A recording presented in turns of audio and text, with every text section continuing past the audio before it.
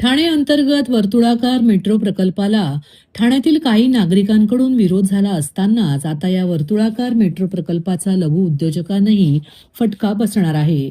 Pokhran road येथील अंदाजे 30 ते 40 लघु उद्योग या प्रकल्पामुळे बाधित होणार असल्याने या उद्योजकांवर स्थलांतराची टांगती तलवार आहे. त्यामुळे प्रकल्प राबविताना आरेखनात बदल करण्याची मागणी लघु उद्योजकांनी केली आहे. ठाणे शहरातील अंतर्गत मार्गावर वर्तुळाकार मेट्रो प्रकल्पाच्या निर्माणाची कामे सुरू आहेत. या अंतर्गत मेट्रो प्रकल्पाचे आरेखन लोकवस्तीतून जात आहे. वृक्ष बाधित होत असल्याने अनेक सामाजिक संस्थांचा प्रकल्पाला विरोध आहे. 12,200 कोटी रुपयांचा हा प्रकल्प सर्वसामान्यांवर लादला जात असल्याचा आरोप सिटीझन फॉर सस्टेनेबल ट्रान्सपोर्ट या संस्थेने केला. या प्रकल्पाची कामे सध्या उपवन आणि ब्रह्मांड भागात सुरू आहेत. मेट्रो मार्गिकेसाठी येथे पत्रे उभारले जात आहेत. पोखरण रोड येथील उपवन भागात 700 ते 800 लघु उद्योग आहेत. अनेक यंत्र किंवा त्यांचे सुटे भाग या उद्योग नगरीत बनतात. त्यामुळे हे लघु उद्योग राज्य आणि देशाच्या आर्थिक विकासात अत्यंत महत्त्वाची भूमिका बजावतात. दरवर्षी या भागातून कोट्यावधी रुपयांचा महसूल कररूपी सरकारला प्राप्त होतो. परंतु प्रकल्पाचे आरेखन यातील काही लघु उद्योगांवरून जात आहे. त्यामुळे त्यांच्यावर संकट उभे राहिले आहे. या संदर्भात पोखरण लेक स्मॉल स्केल इंडस्ट्रीज असोसिएशन या लघु उद्योजकांची संघटनेने महामेट्रोच्या अधिकाऱ्यांशी चर्चा केली असता सुमारे 15 लघु उद्योजक बाधित होणार असल्याचा दावा त्यांनी केला. परंतु 30 ते 40 लघु उद्योजक बाधित होणार असल्याचे संघटनेचे म्हणणे आहे. लघु उद्योजकांनी नुकतीच आमदार संजय केळकर यांची देखील भेट घेतली. त्यानंतर महामेट्रोचे अधिकारी आणि लघु उद्योजकांची संयुक्त बैठक झाली. या बैठकीत संबंधित ठिकाणी आमदार केळकर, लघु उद्योजक आणि महामेट्रोचे अधिकारी पाहणी करण्याचे ठरले होते. त्याप्रमाणे आज या जागेची पाहणी करण्यात आली. आमदार संजय केळकर, लघु उद्योजक आणि महामेट्रोचे अधिकारी यांनी सर्व माहिती जाणून घेऊन योग्य त्या सूचना करण्यात आल्या. यावेळी स्थानिक लघु उद्योजक व आमदार संजय केळकर यांनी प्रसार माध्यमांशी बोलताना अधिक माहिती दिली. आज या ठिकाणी आम्ही पाहणी दौरा आयोजित केला होता आणि मेट्रोचे अधिकारी आणि आपले ओपन इंडस्ट्रीचे प्रतिनिधी आणि जे गाळे आहेत की जिथून मेट्रो जाते तर यांचा पाहणी दौरा आज आम्ही केला. आणि या पाहणी दौऱ्यामध्ये अनेक गोष्टी ज्या आहेत त्या आढळल्या. त्याच्यामध्ये निरनिराळे पर्याय देखील इथल्याही लोकांनी सुचवले आणि मेट्रोच्याही लोकांनी सुचवले.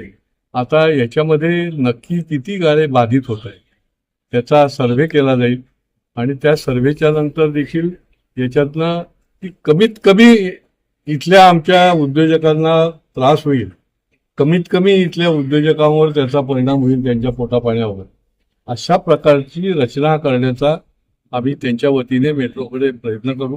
आणि मला निश्चितपणे खात्री आहे आता काही ठिकाणी मेट्रोने आपल्या जागाही बदलल्या, स्टेशनची जागाही पुढे नेल्या, तर त्या पद्धतीने जे जे टेक्निकली शक्य आहे ते करून घेण्याचा आपला प्रयत्न. साहेब, जे गाड्या झाल्या की त्यांचं म्हणणं की आम्हाला जर बाधित झालो इथे थोडं तर आम्हाला इथेच कुठेतरी जागा द्यावी, कुठे लांब नको द्यायचा. त्यांना एका वाक्यात सांगायचं म्हणजे त्यांना कुठेही लांब जाण्याचा तर प्रश्नच नाही, परंतु जे बाधित किती होतील ते एकदा कळलं की त्यांना त्या त्या ठिकाणीच आपण कशा पद्धतीने त्यांचं अकोमोडेशन करता येईल, स्थलांतर, ते देखील बघू. त्यांना कुठलाही त्रास होणार नाही त्यांच्या, कारण हे लघु उद्योजक आहेत, MSME मध्ये येतात, छोटे छोटे उद्योग आहेत. 50 वर्षापासून हे लोक इथे आमचे आहेत, 2-3 हॉटेल पण आहेत तिथे. पण ते सगळं एकदा सर्व्हे झाला आठवड्याभरामध्ये की त्याच्यानंतर त्याचं ताबडतोब आपण मीटिंग घेऊन काय त्याच्यामध्ये करता येईल. आणि दुसरा पर्याय सुद्धा जो आहे तो देखील तपासून बघायचं आपण मेट्रोच्या अधिकाऱ्यांना सांगितलंय की जेणेकरून कुठलंही काही होणार नाही. आता समजा 13 होतील, 20 होतील, एक्झॅक्ट सर्व्हे नंतरच कळणार, परंतु कुठलाच होणार नाही तोही पर्याय बघून घ्यायचा आहे.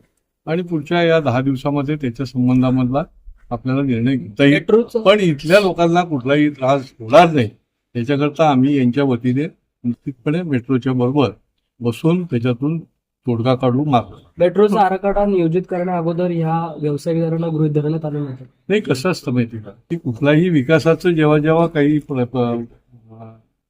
योजना आखली जाते त्या वेळेला आता समजा समृद्धी मार्ग त्याच्यामध्ये बाधित नव्हते का? होते. त्याच्यामध्ये शेतकऱ्यांची जमीन नव्हती का? तर होती. तर ते करत असताना मिनिमम काय काय करता येईल ते खरं म्हणजे बघायला लागतं.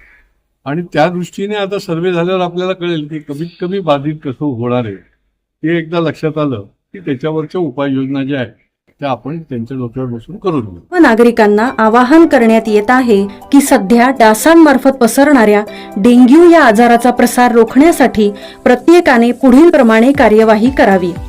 डेंग्यू आजार एडिस इजिप्ती हा डास चावल्याने होतो. या डासांची पैदास साचलेल्या किंवा साचवलेल्या स्वच्छ पाण्यामध्ये होते. 8 दिवसांपेक्षा जास्त दिवस पाणी उघडे व साचून राहिल्यास त्यात डास अंडी घालतात. अंड्यांच्या अळ्या तयार होऊन पुढे डास तयार होतात. यासाठी आपल्या घरातील पाणी साठे उदाहरणार्थ बॅरल्स, पिंपे, टाक्या, हौद, रांजणे इत्यादी दर आठवड्याला रिकामे करून घासून पुसून कोरडे करून पुन्हा भरावे. 1 दिवस कोरडा दिवस म्हणून पाळावा.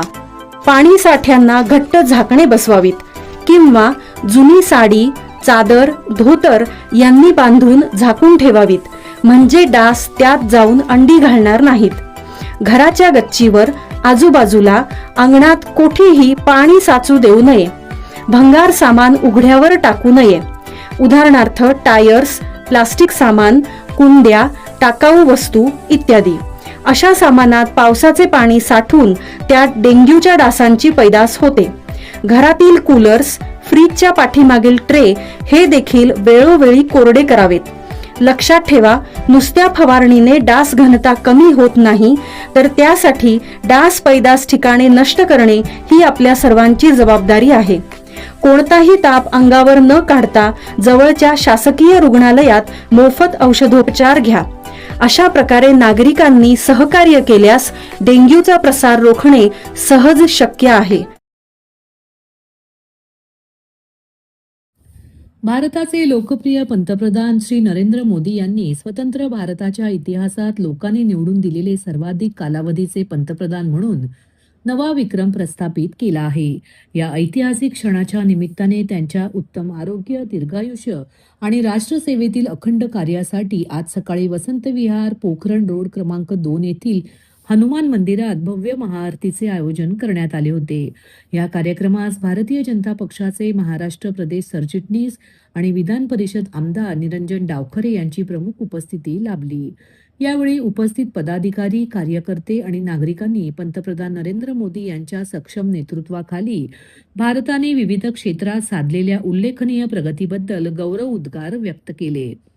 दरम्यान आमदार निरंजन डावखरे यांनी सांगितले की पंतप्रधान नरेंद्र मोदी यांच्या नेतृत्वाखाली गेल्या 12 वर्षात भारताने विकास, आर्थिक स्थैर्य आणि जागतिक प्रतिष्ठेची नवी उंची गाठली आहे. कोरोना संकट असो वा जागतिक अस्थिरता, भारत सक्षमपणे उभा राहिला. मोदीजींना निरोगी व दीर्घायुष्य लाभावे, तसेच देश सुजलाम सुफलाम हो, हीच आजच्या महाआरतीमागील भावना आहे. महाआरतीनंतर देशाच्या उज्ज्वल भविष्यासाठी तसेच पंतप्रधान नरेंद्र मोदी यांच्या निरोगी, दीर्घ आणि यशस्वी आयुष्यासाठी सामूहिक प्रार्थना करण्यात आली. कार्यक्रमास भारतीय जनता पक्षाचे पदाधिकारी, कार्यकर्ते तसेच मोठ्या संख्येने नागरिक उपस्थित होते. मोदीजींच्या सरकारला 12 वर्ष पूर्ण झाले आणि एक नवा विक्रम खऱ्या अर्थाने मोदीजींच्या माध्यमाने पंतप्रधान पदावरती झालेला आहे. आपण बघितलं की या 12 वर्षाच्या कार्यकाळामध्ये देशाला एक वेगळ्या उंचीवरती नेण्याचं काम मोदीजींच्या माध्यमाने झालेलं आहे. कोविडच्या काळामध्येही आर्थिक परिस्थिती जगाच्या पाठीवरती सगळ्या देशांची ढासळत जात असताना भारत हा सक्षमपणे उभा राहिला. त्याचबरोबर आज युद्धजन्य परिस्थिती जगावरती असतानाही आज भारताची इकॉनॉमी ही स्टेबल आहे आणि अनेक क्षेत्रांमध्ये ते AI असेल, डेव्हलपमेंट असेल, या सगळ्या इन्फ्रास्ट्रक्चर असेल, या सगळ्या कामांमध्ये भारत या देशाने आपल्या हिंदुस्थानाने फार चांगली उपलब्धी ही केलेली आहे. आणि मोदीजींच्या माध्यमाने एक ओळख ही भारताची पूर्ण देशामध्ये झालेली आहे. आम्ही सगळेच भारतीय जनता पार्टीचे कार्यकर्ते आज देशभर ठिकठिकाणी वेगवेगळ्या मंदिरामध्ये, कोण गुरुद्वारामध्ये असेल, कोण जैन मंदिरामध्ये असेल, आज हनुमान मंदिरामध्ये आम्ही या इकडे आरती घेऊन या सरकारची आणि त्याचबरोबर मोदीजींच्या दीर्घायुष्यासाठी आम्ही निश्चितपणे देवाकडे प्रार्थना करतो आणि हा देशाचा आपला विकास हा असाच उंचावत राहून दे अशी देवाचरणी आमची प्रार्थना आहे. सर्वच भारतीय नागरिकांना चांगली परिस्थिती, चांगली आर्थिक परिस्थिती, सुफलाम आपला देश होऊ दे ही देवाचरणी प्रार्थना. आतापर्यंत जवाहरलाल नेहरूचा रेकॉर्ड होता. जवाहरलाल नेहरू 3799 होता. आता त्यांचा पुढे गेलेला ना. माननीय मोदीजींच्या माध्यमाने सर्वच रेकॉर्ड पंतप्रधान पदाच्या याच्यावरती रेकॉर्ड ब्रेक झालेले आहेत. थोडे दिवस पंतप्रधान पद म्हणून हे मोदीजींच्या माध्यमाने फक्त दिवसच नाही तर याच्यामध्ये जे कार्य आहे ते कार्यामध्येही त्यांनी अतिशय मोठी उंची ही प्राप्त केलेली आहे. सर, अनेक ठिकाणी अनेक जे विरोधक आहेत ते टीका करतात. परत दानवे असतील किंवा पृथ्वीराज चव्हाण असतील, त्याच्यावरून चालविता त्यांनी रांगेत उभारायचा विक्रम केलेला आहे. कोण म्हणते की महागाईचा विक्रम केलेला आहे. तर टीकाकारांना कसं होतं? जे टीकाकार आहेत त्यांच्या पोक्षवाचं खरं तर त्याच्यामधनं ते टीका करतायत. आज प्रत्येक नागरिकाला माहिती आहे की देशाचा विकास होत असताना इन्फ्रास्ट्रक्चरली जो विकास झालेला आहे, कृषी क्षेत्रामध्ये विकास झालेला आहे, एआयच्या बाबतीत विकास झालेला आहे, सर्व क्षेत्रांच्या बाबतीत आपल्या देशाचा विकास झालेला आहे. आणि त्याहून जास्त ज्या वेळेस आर्थिक संकट जगावरती आलेलं आहे त्या वेळेस भारत त्या संकटामधनं तारून निघालाय. आपण सक्षमपणे आज मोठ्या प्रमाणात इकॉनॉमी म्हणून उभे राहिलो. सेमीकंडक्टरच्या बाबतीत असेल किंवा अनेक अशा प्रोडक्शनच्या बाबतीत असेल, आज आपण जगाच्या पाठीवरती एक मोठा देश म्हणून उभारलेलो आहोत. आणि त्याच्यामुळे निश्चितच मोदीजींच्या आणि मोदीजींच्या सरकारच्या माध्यमाने जी उपलब्धी निर्माण झालेली आहे त्याच्यामुळेच एक भारतीयांच्या प्रत्येकाच्या मनात एक विश्वास हा मोदी सरकारबद्दलची एक आस्था ही निर्माण झालेली आहे. आपण पदवीधर मतदारसंघातून आमदार म्हणून निवडून आलेले आहे. एक जाहिरात जी आहे ती लिंक्डइनवर आणि उद्योगातून प्रसिद्ध झालेली आहे. अहमदाबाद स्थित कंपनी आहे. त्यांनी असं सांगितलं की फक्त गुजराती आणि हिंदी असेल तरच आम्ही नोकरी देणार. काय वाटतं मुंबईमध्ये ही जाहिरात? ते अशा पद्धतीचं जाहीर ठेवणारे कुठलीही जाहिरात ही निश्चितपणे सहन केली जाणार नाही. कारण याच्यामध्ये भारत हा देश आपला डायव्हर्सिटीचा देश आहे. सर्व जातीय, सर्व धर्मीय, सर्व पंथीय या इकडे गुणागोविंदाने नांदतात. आणि त्याच्यामुळे निश्चितपणे मी याच्यामध्ये सरकारने कारवाई करावी याची मागणी करतो.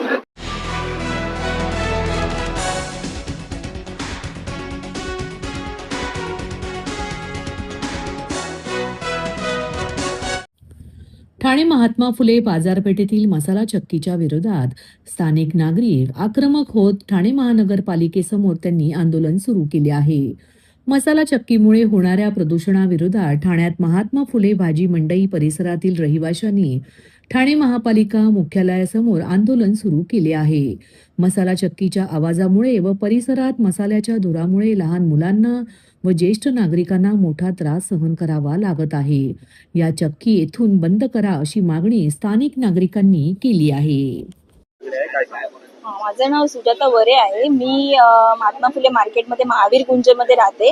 तर गेले 2-3 वर्ष झाले कंटिन्युअसली आवाज येत राहतो आणि त्यामुळे असं होतं की आम्हाला ना झोप व्यवस्थित मिळते ना मुलांचे अभ्यास व्यवस्थित होतात. परत आजार पण वाढले, त्यामुळे दमा, सर्दी, खोकले होतात. कारण कंटिन्युअसली त्या मसाल्याचा जे वास येत राहतो ना त्याने त्रास होतो. परत आमचे दुकानं सुद्धा आहेत तिथे. तर आमचे जे मिस्टर जातात, सकाळी जातात ते रात्री येतात, तर त्यांनाही भयंकर त्रास होतो. अधनं आजारपणं चालू असतात. त्यामुळे असंही होतं. मध्यंतरी प्रशासनाने येऊन कारवाई केली होती, पण परत आता ती सुरुवात झाली आहे. तर काय, कोण त्यांना पाठिंबा देते याचा जरा पाठपुरावा करून आम्हाला कायमस्वरूपी यातनं सुटका मिळेल ह्याची काळजी घ्यावी ही विनंती आहे. रघुनाथ चिंतामण जोशी, महात्मा फुले मंडई. माझं तिथे 40 वर्षाचा धंदा आहे आणि आम्ही आवाजाने त्रस्त झालेलो आहोत. आज आम्ही जर काय केलं नसतं तर कानाची वाट लागली असती आणि आता आम्ही घरी जाऊ का दुकानात बसू हे आम्हाला सांगा.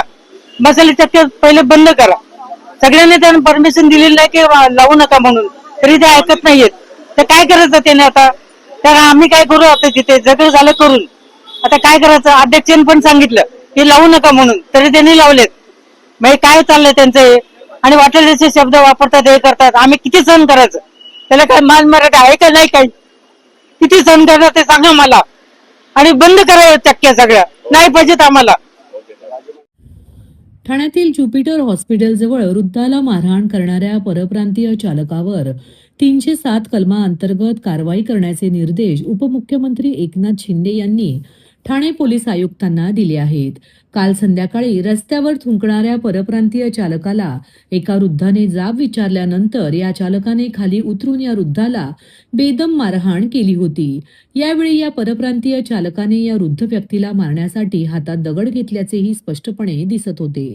अशा प्रकारे घाण केल्याचे लक्षात आणून दिल्यावरही जाब विचारणाऱ्याला गंभीर मारहाण होत असेल तर ते कदापि खपवून घेतले जाणार नाही. या घटनेत सदर वृद्धाला गंभीर दुखापत झाली असून त्यांचा पाय फ्रॅक्चर झाला आहे. या घटनेचा व्हिडिओ व्हायरल झाल्यानंतर त्यांची तत्काळ दखल घेत स्थानिक शिवसैनिकांनी या चालकाला शोधून अद्दल घडवून त्याला वर्तकनगर पोलीस स्थानकात आणून त्यांच्यावर गुन्हा दाखल केला होता. मात्र ही घटना समजताच उपमुख्यमंत्री एकनाथ शिंदे यांनी या घटनेची गंभीर दखल घेऊन परप्रांतीय चालकावर हत्येचा प्रयत्न करण्याचा गुन्हा दाखल करण्याचे निर्देश ठाणे पोलीस आयुक्त आशुतोष डुमरे यांना दिले आहेत.